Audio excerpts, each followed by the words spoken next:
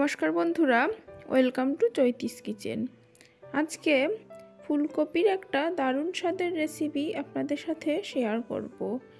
আর এখন বাজারে বিভিন্ন কালারের ফুলকপি পাওয়া যায়।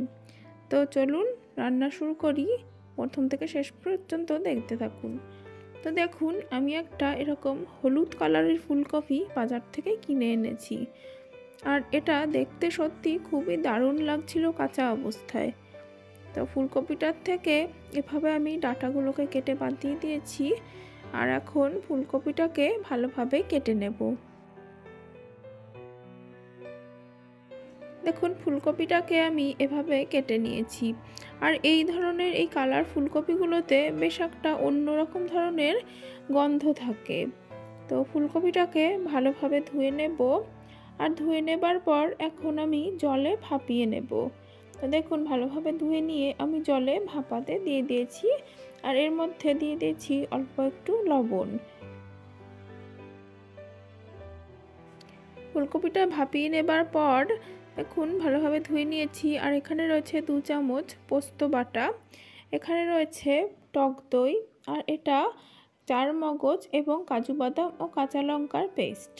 তো রান্নার জন্য গ্যাসে কড়াই বসিয়ে এখন দিয়ে দিচ্ছি পরিমাণ মতন সাদা তেল। তেলটা ভালোভাবে গরম হয়ে যাওয়ার পর তেলে অল্প একটু লবণ দিয়ে এখন ফুলকপিগুলো একটু ভেজে নেব।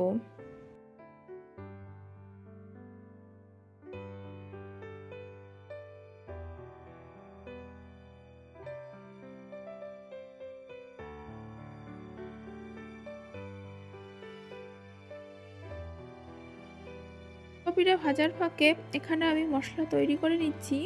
দিয়ে দিচ্ছি 3 চামচ মতন টক দই, দিয়ে দিচ্ছি পোস্ত বাটা, আর এবারে দিয়ে দিচ্ছি বেশ কিছুটা পরিমাণে চারমগজ এবং কাজু বাদাম ও কাঁচা লঙ্কা বাটা। আর এবারে এর মধ্যে দিয়ে দিচ্ছি, দেখুন এখানে আমি অল্প একটু আদা ঘষে নিয়েছি, সেটা দিয়ে দিচ্ছি পরিমাণ মতন হলুদ। আপনারা চাইলে হলুদটা নাও দিতে পারেন। দিয়ে দিলাম জিরা ধনের গুঁড়ো, দিয়ে দিচ্ছি 1 চামচ পরিমাণে কাশ্মীরি লঙ্কার গুঁড়ো।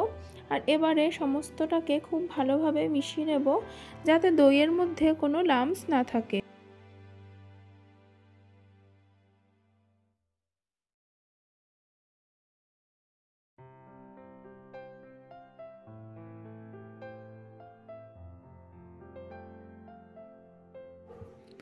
দেখুন, সমস্ত মশলাটা আমার ভালোভাবে তৈরি করা হয়ে গেছে। আর এদিকে ফুলকপিটাও ভাজা হয়ে গেছে। এবার ফুলকপিটাকে আমি তুলে নিচ্ছি।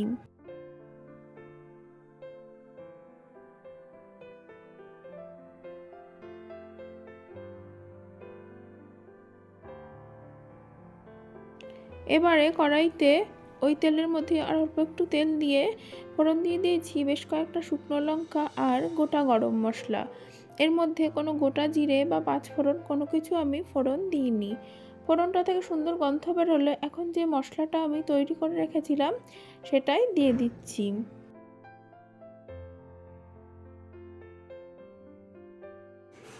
মশলার বাটিটা ধুয়ে একটু জল দিয়ে দিলাম, যাতে মশলাটা খুব তাড়াতাড়ি পুড়ে না যায়। এবারে সমস্ত মশলাটা ভালোভাবে কষিয়ে নেব। দিয়ে দিচ্ছি পরিমাণ মতন লবণ। লবণটা সমস্ত কিছুর সাথে মিশিয়ে ভালোভাবে কষিয়ে নেব। আর মশলাটা কষানোর সময় অল্প একটু চিনি দিয়ে দিলাম। এই রান্নাটা একটু মিষ্টি মিষ্টি হলে খেতে বেশ ভালোই লাগে, তবে চিনিটা একদমই অপশনাল, না চাইলে দেবেন না রান্নায়। তো দেখুন, মশলাটা বেশ সুন্দরভাবে কষানোর ফাঁকে আমি দিয়ে দিচ্ছি ভেজে রাখা ফুলকপির টুকরোগুলো। এবার সমস্ত মশলাটা ফুলকপির সাথে মিশিয়ে আরও মিনিট খানেক মতন ভালোভাবে কষিয়ে নেব।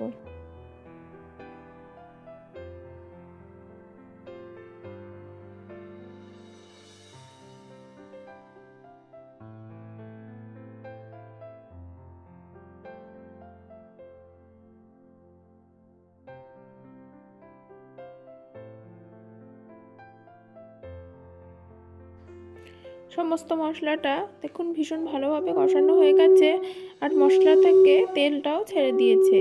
আর এখন অল্প একটু জল দিয়ে দিলাম, খুব বেশি জল দেব না। এই রান্নাটা গা মাখা ঝোলেই বেশ ভালো লাগবে খেতে। আর এবারে সমস্ত কিছুর সাথে ভালোভাবে মিশিয়ে তারপরে খুব ভালোভাবে ফুটিয়ে নেব যতক্ষণ না ঝোলটা ঘন হয়ে আসে।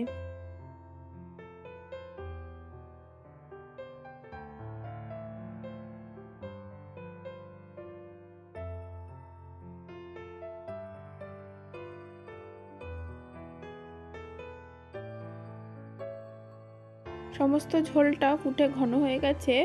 আর এখন একটু গরম মশলা দিয়ে দিলাম, গরম মশলাটা ভালোভাবে মিশিয়ে দিচ্ছি। আজকের হলুদ ফুলকপির রোস্ট একদমই রেডি। গরম গরম ভাতের সাথে বা পোলাও বা রুটির সাথে খুবই ভালো লাগবে। আর অল্প একটু ক্রিম ছড়িয়ে পরিবেশন করুন।